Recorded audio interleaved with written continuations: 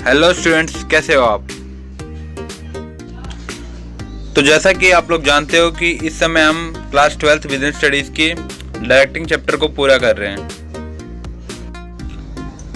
इस वीडियो में मैं आपको बताऊंगा कि लीडरशिप का मतलब क्या होता है और लीडरशिप स्टाइल होते कितने टाइप्स के हैं, और यहाँ तक कि साथ ही साथ मैं आपको बताऊंगा इन सभी लीडरशिप स्टाइल की एडवांटेजेस, डिसएडवांटेजेस और इनकी सूटेबिलिटी। मीन्स की लीडरशिप स्टाइल कहाँ कहाँ पर फॉलो हो सकती हैं। और अगर आपने हमारी पिछली वीडियो जो कि financial and non financial incentive के ऊपर मैंने बनाई थी, अगर आपने नहीं देखी है तो ऊपर राइट साइड में आपको आई बटन दिख रहा होगा, वहाँ पर आप क्लिक करके उन वीडियो को देख सकते हैं। तो चलिए इस वीडियो को स्टार्ट करते हैं। Leadership styles. यहाँ पर लीडरशिप स्टाइल्स का मतलब होता है कि जो भी सुपीरियर और सबॉर्डिनेट्स होते हैं। सुपीरियर का मतलब होता है मालिक, सबॉर्डिनेट्स मतलब होता है एम्प्लॉइज। तो इनके बीच का जो रिलेशनशिप होता है, तो जो सुपीरियर होता है उसको हम मैनेजर भी कह सकते हैं, वो अपने सबॉर्डिनेट्स को कैसे इफेक्ट करता है, किन किन जरिए, इसी स्टाइल्स को कहते हैं लीडरशिप स्टाइल्स। तो किस किस टाइप्स की होती हैं वो हम इस वीडियो में जानेंगे। तो आइए देखते हैं कौन कौन से टाइप्स होते हैं। तो फर्स्ट टाइप होता है autocratic leadership style, and second होता है democratic leadership style, and third होता है लेसेज फेयर लीडरशिप स्टाइल। तो अब देख सकते हैं आपकी ये फर्स्ट है हमारा ऑटोक्रेटिक लीडरशिप स्टाइल। तो यहाँ पर जो मैंने आपको डायग्राम बना रखा है, इससे मैं ये बताना चाहता हूँ कि जो भी लीडर की पावर होती है, यानी जितनी भी अथॉरिटी होती है, सारी की सारी लीडर के हाथ में होती है। इसलिए मैंने लीडर को सबसे ऊपर रख रखा है और जितने भी सबॉर्डिनेट्स हैं, एम्प्लॉइज हैं, वो सब नीचे हैं। यानी सब जो जो बोलेगा वही करेंगे। सारी पावर लीडर के हाथ में है क्योंकि यहाँ पर, और यहाँ पर कोई एम्प्लॉइज जल्दी केयरलेस नहीं हो सकता, क्योंकि अगर वो केयरलेस होगा तो इसको यहाँ पर पनिशमेंट मिल सकती है, क्योंकि यहाँ पर सारी पावर एक बंदे के हाथ में है और वो लीडर जो कहेगा वही सबको करना पड़ेगा। तो आइए अब जानते हैं हम कि ऑटोक्रेटिक लीडरशिप स्टाइल्स के एडवांटेजेस, डिसएडवांटेजेस और उनकी सूटेबिलिटीज क्या क्या होती है। तो फर्स्ट हम देखते हैं एडवांटेजेस क्या होती है। तो फर्स्ट है क्विक एंड क्लियर डिसीजन। तो जब यहाँ पर एक ही डिसीजन लेने वाला रहेगा तो डिसीजन काफ़ी जल्दी हो जाएंगे और क्लियर रहेंगे, उसमें कोई भी कंफ्यूजन नहीं आने वाली, क्योंकि डिसीजन लेना ही एक ही बंदे को है जो कि लीडर रहता है अपना। सेकंड पॉइंट है यहाँ पर सेटिस्फैक्ट्री वर्क। सेटिस्फैक्शन तो रहेगा ही रहेगा, क्योंकि जो लीडर है डिसीजन सारे उसी को लेने हैं, जो वो कहेगा वही होना है, तो इससे उसको सेटिस्फैक्शन तो रहेगा ही रहेगा, चाहे वो अच्छा करे चाहे गलत करे। एंड थर्ड पॉइंट है necessary for less educated employees. क्योंकि इस एम्प्लॉइज में सारी पावर जो रहेगी लीडर के हाथ में रहेगी, तो ऐसे काम करना कौन चाहेगा, वही करेगा ना जो लेस एजुकेटेड होगा। क्योंकि बार बार बॉस के नखरे झेलना, जो कहेगा वही करना, चाहे डांटे चाहे कुछ भी करे, काम करना ही पड़ेगा, तो वही एम्प्लॉय करेगा जो कि लेस एजुकेटेड होगा। तो चलिए अब देखते हैं कि इसकी डिसएडवांटेजेस क्या क्या हैं। तो फर्स्ट है lack of motivation.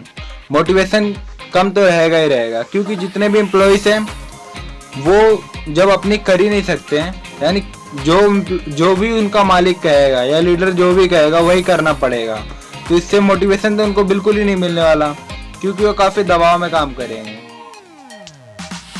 Second point है यहाँ पर agitation bye employees.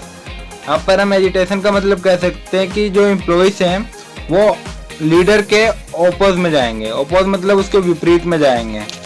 For example अब आप ही देख सकते हैं कि जो भी लीडर रहेगा वो जैसे कहेगा वैसे ही एम्प्लॉयज को काम करना पड़ेगा। जैसे कि मान के चलो कि वो कोई मशीन हो, मशीन की तरह वो काम करेंगे, ना कोई डिसीजन ले सकते हैं, ना कोई अपने आइडिया दे सकते हैं, ना कुछ कह सकते हैं। तो इससे क्या होगा, उनमें एजिटेशन होगी, या फिर तो आंदोलन करेंगे, या फिर कुछ ऐसे ही कदम उठाने की सोचेंगे एम्प्लॉयज। थर्ड पॉइंट है यहाँ पर possibility of partiality.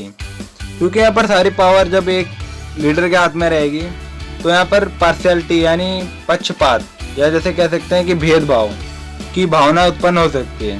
For example जो भी लीडर रहेगा उसको कोई एक एम्प्लॉयज ज़्यादा ठीक ठाक लग रहा है नेचर में, बात करने में, और एक एम्प्लॉयज नहीं लग रहा, और दूसरे एम्प्लॉय से काम ही काम करवाया जा रहा है और उस वाले को हल्का काम दे रहा है। तो इससे क्या होगा उसकी जो पार्शियलिटी की पॉसिबिलिटी है वो काफ़ी ज़्यादा बढ़ सकती है। तो चलिए अब देखते हैं कि इस टाइप की लीडरशिप स्टाइल की सूटेबिलिटी कहाँ पर होती है।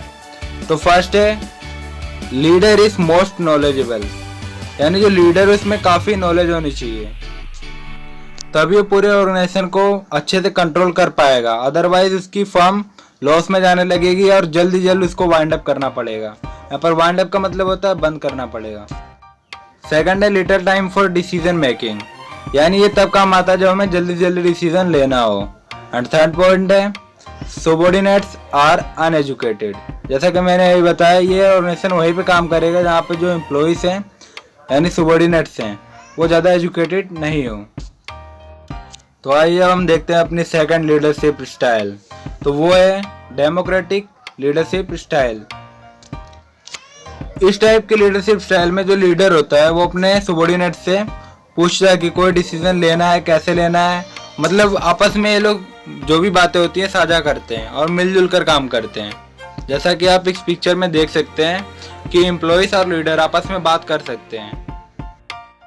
तो आइए अब देखते हैं कि डेमोक्रेटिक लीडरशिप स्टाइल्स के क्या क्या एडवांटेजेस है। तो फर्स्ट पॉइंट है हाई मोरल। इट मीन्स कि जो एम्प्लॉइज है और जो लीडर्स हैं वो एक दूसरे के बारे में अच्छा सोचेंगे और एक दूसरे के अच्छे वेल विशर्स होंगे। एंड सेकंड पॉइंट यहाँ पर है creation of more efficiency and productivity, यानी जो एम्प्लॉइज हैं यहाँ पर उनको डिसीजन लेने का मौका मिलेगा तो ज़्यादा से ज़्यादा जितना हो सकेगा अपना पूरा का पूरा कोऑपरेशन करने की कोशिश करेंगे और जो लीडर है और एम्प्लॉइज मिलकर ज़्यादा से ज़्यादा अच्छा काम यानी प्रोडक्टिविटी कर सकेंगे।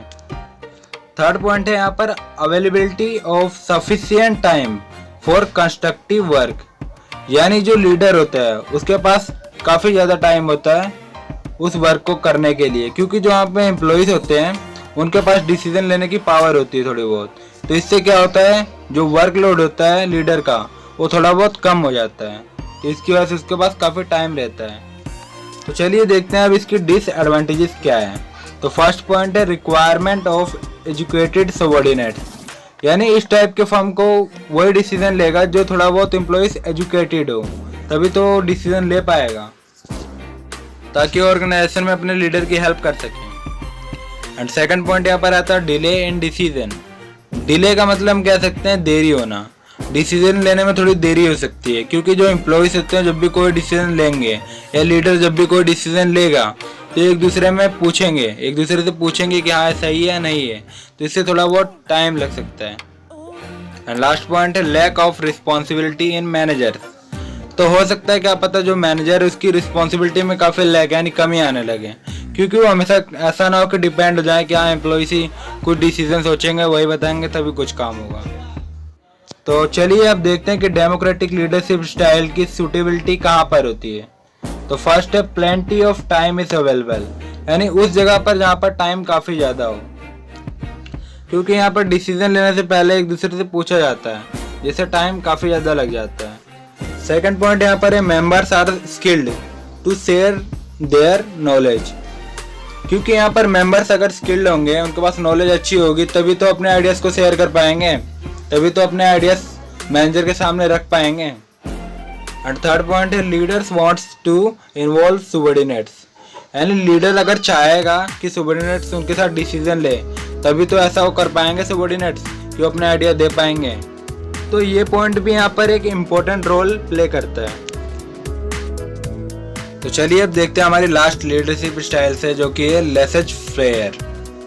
यहाँ पर लेसेज फेयर लीडरशिप स्टाइल में जो लीडर होता है वो अपने डिसीजन ज़्यादा कुछ लेता नहीं है और सारे के सारे जितने भी काम होते हैं वो सारे सबॉर्डिनेट्स पे छोड़ देता है, यानी डिसीजन लेने का काम जो भी काम होगा वो सबॉर्डिनेट्स आपस में देख लेंगे और उसे ज़्यादा कुछ करना नहीं पड़ेगा।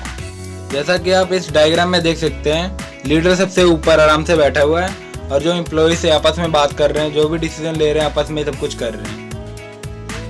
तो चलिए आइए अब देखते हैं कि लेसेज फेयर लीडरशिप स्टाइल के एडवांटेजेस क्या है। तो फर्स्ट पॉइंट है डेवलपमेंट ऑफ सेल्फ कॉन्फिडेंस।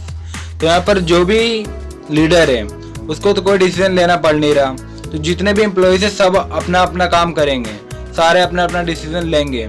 इससे क्या फ़ायदा होगा कि जो सेल्फ कॉन्फिडेंस है उनमें काफ़ी अच्छा डेवलप होगा, क्योंकि उनको ये लगेगा कि हाँ डिसीजन हमें लेना है तो हमें ज़्यादा अच्छा से अच्छा सोचना ही पड़ेगा। एंड सेकंड पॉइंट है हाई लेवल ऑफ मोटिवेशन। तो जब सारे डिसीजन एम्प्लॉयज़ को लेने पड़ेंगे तो इनका जो मोटिवेशन लेवल होगा काफ़ी ज़्यादा हाई होगा। एंड थर्ड पॉइंट है helpful in development and extensions of enterprise. तो ये काफ़ी हेल्पफुल होगा डेवलपमेंट के लिए, हमारे एंटरप्राइज के लिए, इसलिए क्योंकि जो भी एम्प्लॉयज़ यहाँ पर हैं, फॉर एग्जांपल मैं आपके नॉलेज के लिए बता दूँ कि जितने भी एम्प्लॉयज़ यहाँ पर होते हैं उनके पास काफ़ी ज़्यादा नॉलेज होती है। तो जब वो डिसीजन लेंगे तो काफ़ी अच्छा ही लेंगे। तो इससे जो हमारी एंटरप्राइज होती है वो उसका डेवलपमेंट होने के चांसेस काफ़ी ज़्यादा होते हैं। तो आइए चलिए देखते हैं कि अब इसकी डिसएडवांटेजेस क्या है। तो फर्स्ट पॉइंट है डिफ़िकल्टी इन कोऑपरेशन। यहाँ पर कोऑपरेशन में काफ़ी डिफ़िकल्टी होती है, इसलिए क्योंकि यहाँ पर जितने भी सबॉर्डिनेट्स होते हैं या एम्प्लॉयज़ होते हैं सारे अपने आप को एजुकेटेड और काफ़ी अच्छा समझते हैं। तो हर कोई सोचता है कि मैं अच्छा कर सकता हूँ, मैं अच्छा कर सकता हूँ। तो इससे क्या होता है कि जो कोऑपरेशन होता है ना उसमें काफ़ी डिफ़िकल्टी आने लगती है। एंड सेकंड पॉइंट है lack of importance of managerial post. यहाँ पर इसलिए कहा गया है क्योंकि जो मैनेजर रहेगा यानी जो लीडर रहेगा उसको ना तो कोई डिसीजन लेना है, ना कोई कुछ प्लान बनाना है, ना कुछ करना है। तो इससे क्या हो रहा है कि जो मैनेजरियल पोस्ट है वो काफ़ी इसकी इम्पोर्टेंस जो है काफ़ी कम है। एंड थर्ड पॉइंट है suitable only for highly educated employees. यहाँ पर जो एम्प्लॉयज़ है ना वो काफ़ी ज़्यादा हाईली एजुकेटेड होने चाहिए, क्योंकि तभी तो अच्छे से डिसीजन ले पाएंगे, क्योंकि मैनेजर को तो कुछ करना नहीं है उसमें वहाँ पे और सारे काम एम्प्लॉयज़ को ही करने हैं। तो वो काफ़ी हाई एजुकेटेड होंगे तभी जाके ऐसा काम कर पाएंगे।